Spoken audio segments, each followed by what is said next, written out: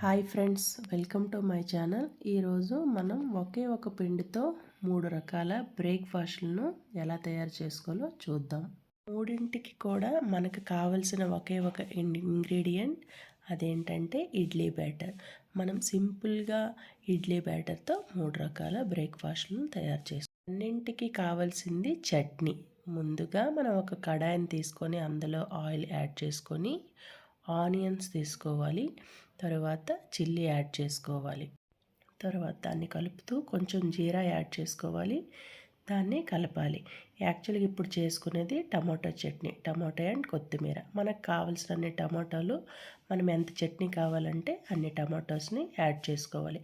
ఇక్కడ నేను 3 ఆనియన్స్, ఒక 6 టమాటాలను తీసుకున్నాను.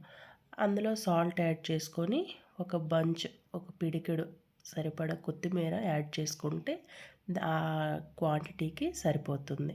సో ఈ విధంగా మొత్తం కలిసేలా కలుపుకొని మూత పెట్టుకోవాలి.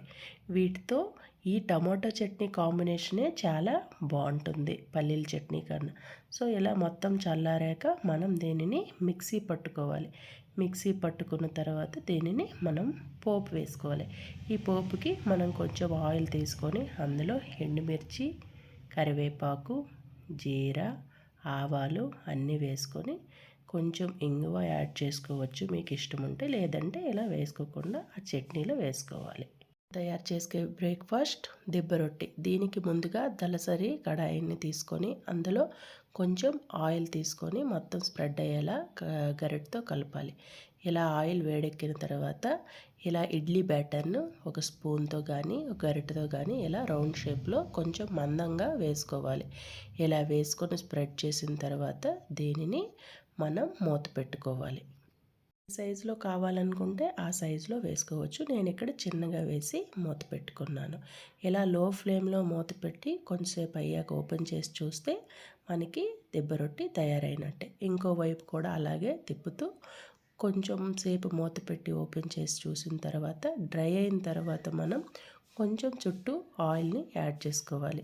తర్వాత మరలా మూత పెట్టి కొంచెం సేపు అయ్యాక తిప్పి చూస్తే మనకి అటువైపు కూడా ఫ్రై అయిపోతుంది. అంతే, ఒక బ్రేక్ఫాస్ట్ ఐటెం రెడీ అయినట్టే.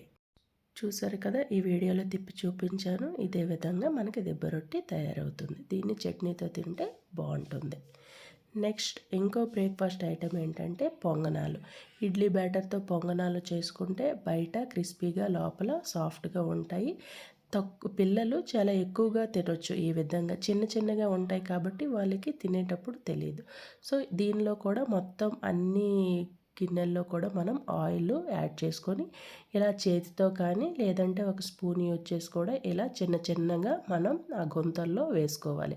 ఇలా అన్నింటిలో వేసిన తర్వాత దీనిని మనం మూత పెట్టి దీనిని కూడా లో ఫ్లేమ్లోనే మనం వేయించుకోవాలి. ఇలా కొంతసేపు అయ్యాక మొత్తం టర్న్ చేసి చూస్తే అటువైపు అంతా కుక్ అయి ఉంటుంది. అదేవిధంగా అన్నింటినీ ఇలా ఫోర్క్ రివర్స్ సైడ్ మనం సహాయంతో దీన్ని తిప్పుకోవాలి. ఇంటిని తిప్పి చూస్తే అన్నీ కుక్ అయ్యాయి. మళ్ళీ కొంచెం చుట్టూ ఆయిల్ వేసుకొని మళ్ళీ కొంచెంసేపు లో ఫ్లేమ్లో మూత పెట్టి చూస్తే మనకి పొంగనాలు కూడా సింపుల్గా రెడీ అయిపోతాయి. సో మనం ఒకే ఒక బ్యాటర్తో 3 రకాల బ్రేక్ఫాస్ట్లను చాలా సింపుల్గా చేసుకోవచ్చు. సో ఒక్కొక్క రోజు ఒక్కొక్క బ్రేక్ఫాస్ట్లా అనిపిస్తుంది, కాకపోతే సింపుల్గా ఒకే బ్యాటర్తో మనం చేసుకోవచ్చు. దీనిని చట్నీతో తింటే చాలా టేస్టీగా ఉంటుంది. 3వ రకం బ్రేక్ఫాస్ట్ ఆనియన్ ఊతప్పం. దీనిని కూడా మనం కొంచెం ఆయిల్ యాడ్ చేసుకొని ఇడ్లీ బ్యాటర్ని యాడ్ చేస్తూ చిన్నగా ఆమ్లెట్కి ఏ సైజులో అయితే మనం ఆనియన్స్ తరుగుతామో అలా ఆనియన్స్ని మనం చిన్నగా కట్ చేసుకోవాలి. మిర్చిని కూడా కట్ చేసుకోవాలి.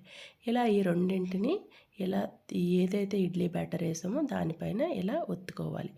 కొంచెం చిల్లీ అవసరమైతే వేసుకోవచ్చు, లేదంటే మీకు స్కిప్ చేసేయవచ్చు. సో దీనిని కూడా చుట్టూ ఆయిల్ యాడ్ చేసిన తర్వాత మూత పెట్టి లో ఫ్లేమ్లో పెట్టాలి. కొంచెం సేపు అయ్యాక చూస్తే అటువైపు బాగా కుక్ అయి ఉంటుంది, ఫ్రై అయిపోద్ది, క్రిస్పీగా ఉంటుంది.